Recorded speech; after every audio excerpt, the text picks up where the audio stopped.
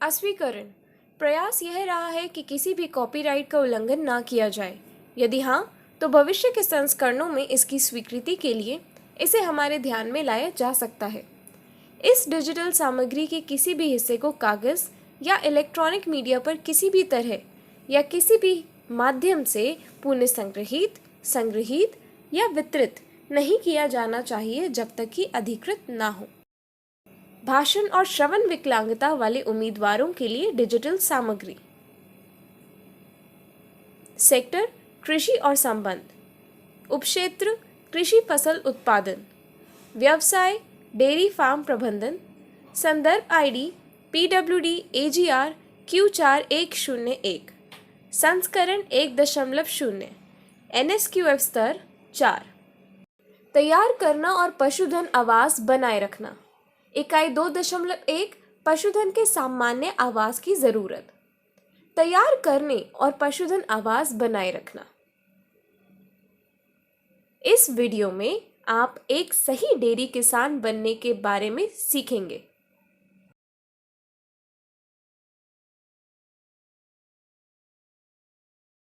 पशुधन के सामान्य आवास की जरूरत।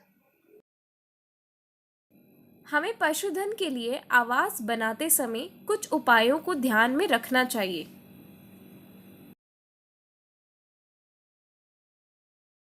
सूरज की रोशनी से सुरक्षित। वेंटिलेशन, जल निकासी और खाद हटाने के एक उचित सुविधा होनी चाहिए।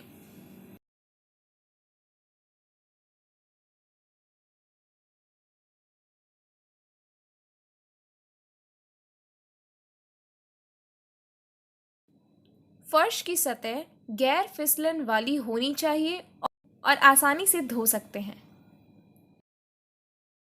जानवरों को लेटने और आराम करने के लिए शेड को वस्तुओं से साफ और मुक्त रखा जाना चाहिए।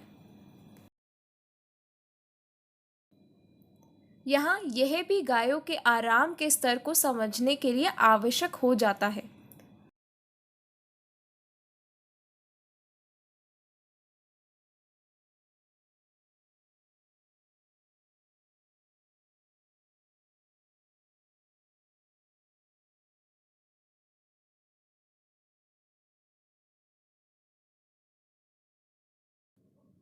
गाय यातायात। गाय को स्वतंत्र रूप से बाहर जाने की आदत है, इसलिए हमें उस स्थान को ध्यान में रखना होगा।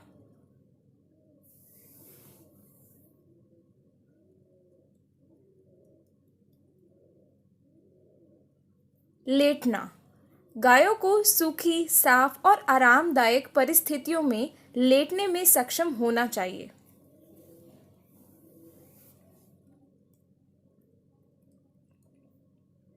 चारा और पानी।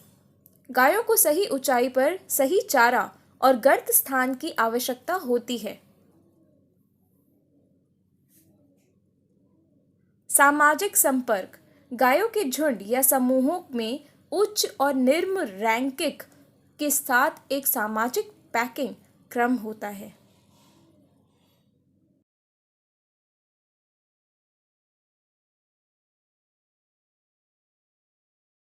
प्रकाश व्यवस्था।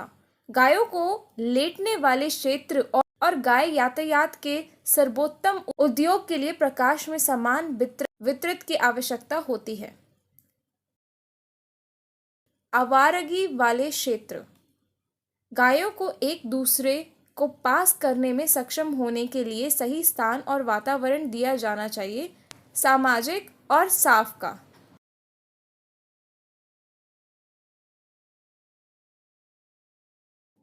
वायु गुणवत्ता। गायों को एक प्रभावी वेंटिलेशन सिस्टम के माध्यम से आपूर्ति की जाने वाली अच्छी गुणवत्ता वाली हवा की आवश्यकता होती है। बिस्तर। गायों को लंबे समय तक लेटे रहने के लिए सूखे और कंफर्टेबल बिस्तर की जरूरत होती है।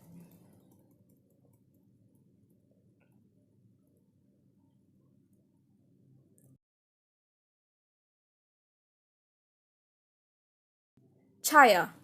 गर्मी के तनाव के प्रभाव को कम करने के लिए गायों को छाया की आवश्यकता होती है।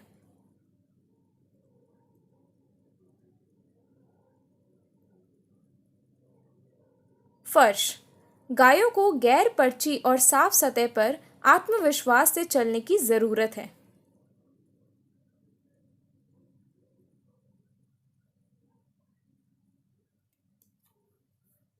आइए हम गायों के आवाज के पीछे के प्रमुख कारकों को समझें।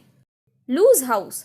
दूध देने और उपचार के समय को छोड़कर गायों को पूरे दिन और रात में खुले पैडॉक में रखा जाता है।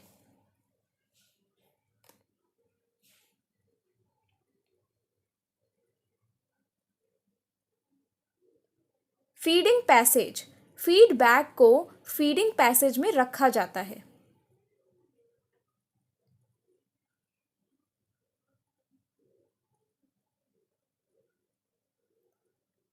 पानी का कुंड।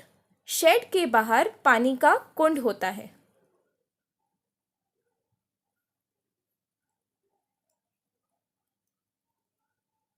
गटर या drainage channel.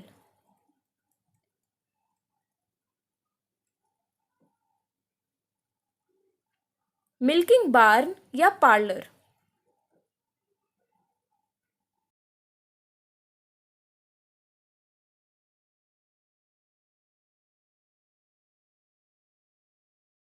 Down carver shade.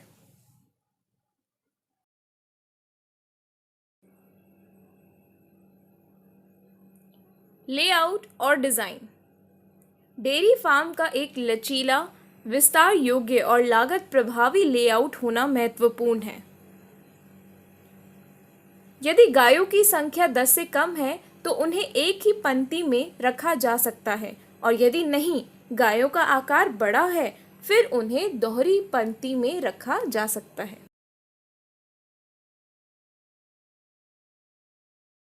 एक डबल पंक्ति व्यवस्था में गायों को सिर से सिर यानी चेहरे पर या पूंछ से पूंछ फेस आउट की व्यवस्था में रखा जा सकता है। Head to head stall. भवन में गाय के आवागमन के साथ कोई मृत सिरा नहीं होना चाहिए और भोजन और पानी तक पहुंच प्राथमिकता होनी चाहिए।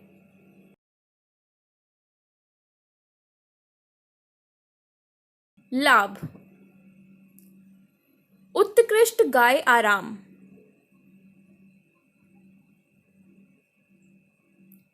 गाय आसानी से अपने स्टॉल में आ सकती है।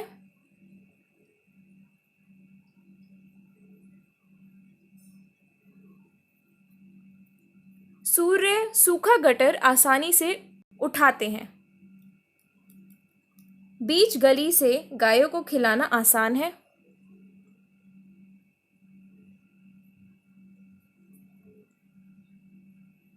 यह संकीर्ण खलिदान के लिए बेहतर है।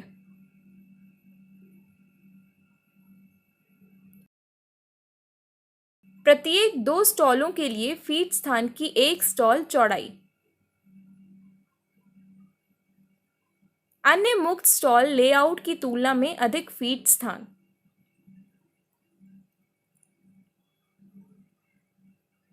बाहर की दीवार के खिलाफ कोई स्टॉल नहीं।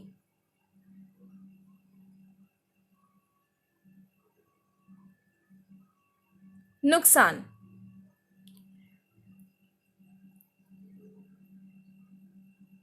निःशुल्क स्टॉल से जानवरों को ब्लॉक नहीं कर सकते हैं। क्रॉसओवर पर स्टॉलों के लिए ढीला। Tail to tail stall. लाभ। प्रत्येक 2 स्टॉलों के लिए फीड स्थान की एक स्टॉल चौड़ाई। पर्याप्त स्थान।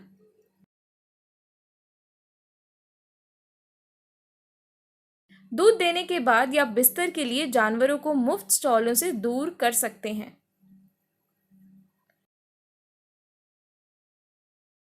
क्रॉसओवर पर केवल स्टॉल ढीला।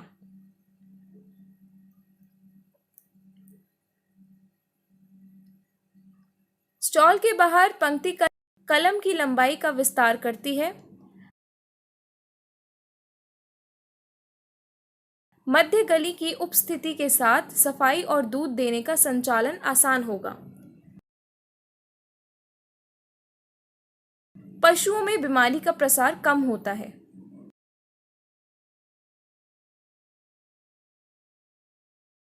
गायों को ताजे के बाहर काफी मात्रा में मिलता है। पर्यवेक्षक केंद्र की गली से दूध निकालते समय दूध वाले को प्रभावी ढंग से देख सकता है। संकेत कटरेटर में कभी भी बीमारी का आसानी से पता लगाया जा सकता है। गाय की एक रूपता। एक झुंड में गाय एक समान नहीं होगी। आइए इस तालिका की सहायता से इसे समझते हैं।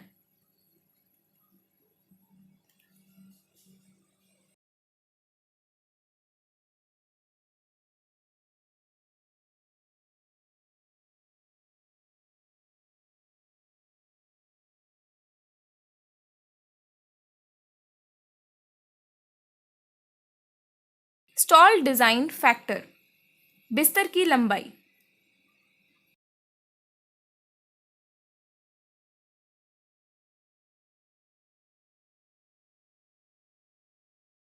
लंच की जगह।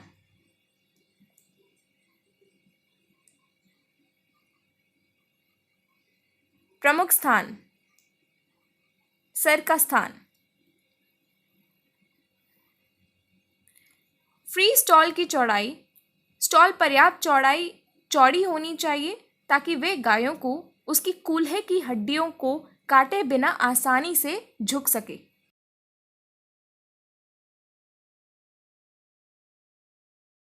Free stall division. Brisket locator.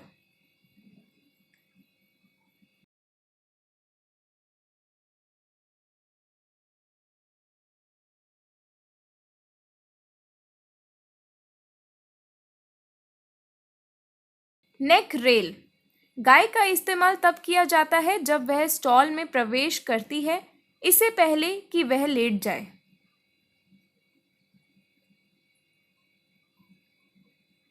Bed की ढलान। सामने से लेकर पीछे तक 1 से 2% की मामूली गिरावट के साथ स्टॉल बेड लगाए जाने चाहिए। निशुल्क स्टॉल लेटने की सतह, गद्दे, पानी के बिस्तर और रेत। यह साफ, सूखा, आरामदायक, सुरक्षित होना चाहिए, पर्याप्त पकड़ प्रदान करना चाहिए और लचीला और टिकाऊ सामग्री से बनाया जाना चाहिए। स्क्रैप मार्ग प्रबंधन। गंदे पास के रास्ते लंगड़ापन की प्रवृत्ति को बढ़ाते हैं। यह डिजिटल जिल्द की सूजन को कम करते हैं।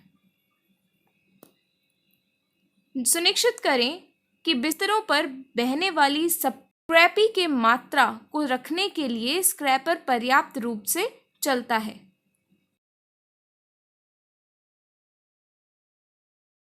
बाड़ की धुलाई। स्क्रैपिंग का एक विकल्प बाड़ धुलाई है। फर्श को पानी के प्रवाह की दिशा में 2 से 3% गिरने और फर्श में 10 मिलीमीटर चौड़ी नाली के साथ बिछाया जाना चाहिए।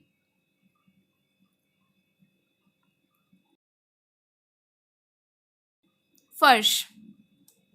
ये विरोधी फिसलन होनी चाहिए, आत्मविश्वास से चलने की अनुमति देनी चाहिए और 3 पैरों पर खड़े होने और चौथे के साथ तैयार होने चाहिए।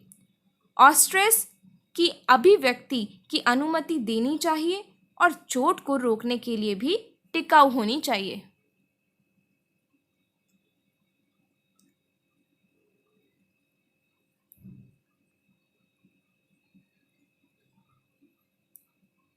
खिलाने के सिस्टम का सिद्धांत।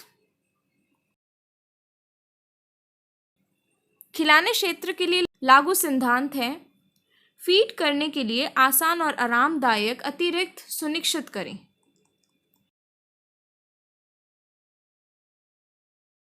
मौसम और कीट से दूषित प्रदूषण।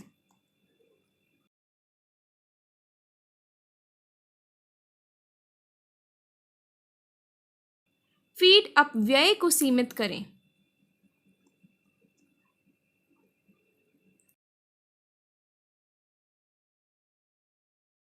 एक गैर हानिकारक वातावरण प्रदान करें।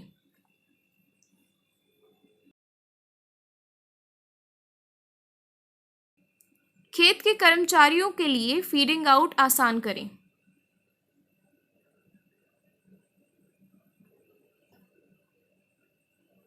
हवादार।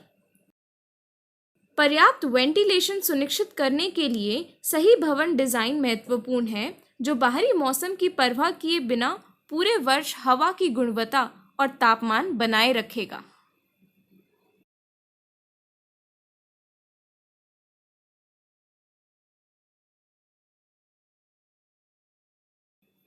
धन्यवाद।